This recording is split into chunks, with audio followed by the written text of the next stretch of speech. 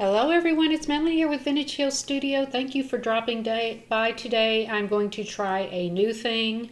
It is actually using an iron to press and dry real leaves. These are some Chinese pistache leaves that are on the trees right now. And you can see they're relatively flat, which will make a good product for a pressed leaf card. So let's jump right into it. I'm using a little iron that I found in the sewing section at a Walmart. It's a tiny little thing. I use it just for my crafts. And I have it set fairly high, like at 275 degrees. And you can see I'm just pressing the leaves in between two layers of regular copy paper. I'll lift this up and I can see they're still a little bit leathery and pliable, and I want to keep pressing and drying until the leaves feel like dried paper. So just keep working on this. You want to make sure you don't burn your leaves, but you can see when they're dry, they're a lot less pliable and again like dried paper. So now I will look at these beauties on both sides, and the color is just gorgeous. And I let these sit a couple of days after I ironed them to really make them dry out, and they did not lose their color. So the next step is I've taken an old book page and I've got a little bit of coffee here, and I am attempting to color my paper kind of like a tea stain. It's actually coffee stained paper. And I don't know, this was just regular brewed coffee, but it's not very dark. So I'm taking my fingers and kind of trying to darken this up, and I'll set it aside to dry for a little bit and look at it again. It wasn't really absorbing the color like I thought it would from the coffee.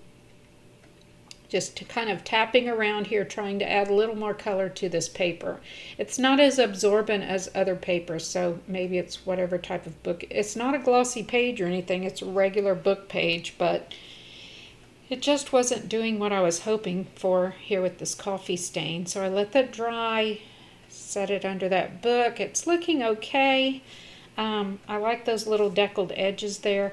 This is going to go on a 5x7 inch card base, and I've got a little bit of this woven ribbon that I'm going to try to incorporate, and that's just looking too dull to me. The leaves are beautiful, but everything else is looking a little dull, so I'm going to bring over some distress sprays here. A couple of them are Oxides and one's just a stain. And I'll bring over my little spray box and add some color to this page. So bear with me. I thought the coffee would be great, kind of a brownish shade, but it dried back too light. So again, I'm just adding some colors here, adding some spots, and I like the way this came out. And in fact, when I added some of the distress inks and let this dry, you're going to see it came back with some lighter spots, which I really liked. So you've got the dark and the light going on there. I'm going to let that dry. You can see it's looking a little bit like parchment, but after it completely dried, my darker spots went away and they turned into these lighter spots. It's still okay, but just still looking a little bit dull. So now I'm going to bring over this woven piece of ribbon here. I guess you wouldn't call it ribbon, it's a woven textile.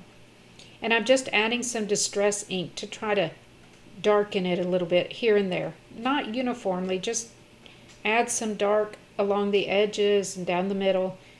And just to get that to stand out from that book page a little bit more. That's a little better. Okay, so let me get that book page put down on the card front here. I am actually liking this. It looks a little bit like parchment. It's okay, at least it's got some fall colors going on there to back the leaf color, because the leaves are just so vibrant. I'm really glad they held their color after they dried for a couple of days, after being dried with the iron in that press experiment. So now I'm just going to take the stalks here and kind of work them into that woven textile piece on the left, just using regular liquid adhesive behind my leaves. And again, these were rather flat, which makes them a good option for the card front.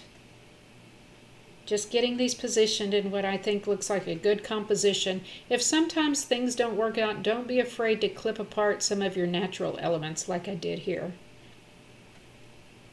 Going to try to get this into a cascading ensemble coming from that left top corner down to the right corner, just to get a natural look here. I'll add an extra leaf to finish it out, and I'm liking that. So the next step is to seal these leaves. Now I think they would probably be okay if you didn't seal them. I mean, they are dried. This is just going to adhere them a little better to the card front and protect that outer color. And I am using a matte Mod Podge, but for some reason when it dries, of course it's like any other type of liquid glue, it's leaving a little bit of a sheen, but that's okay.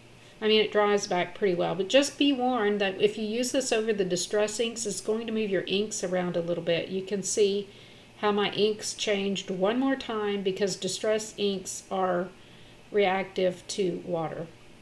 So anyway, here's my finished card. I like the background colors. They remind me of fall, and I absolutely love these Chinese pistache leaves. I think they're perfect for a dried leaf element on the front of a card. Thank you so much for dropping by today. I am glad you joined me. I hope you'll go out in nature and look for some real leaves that you could put on the front of your cards, and maybe try that iron and press process to dry your leaves as well. Until next week, happy crafting, everyone.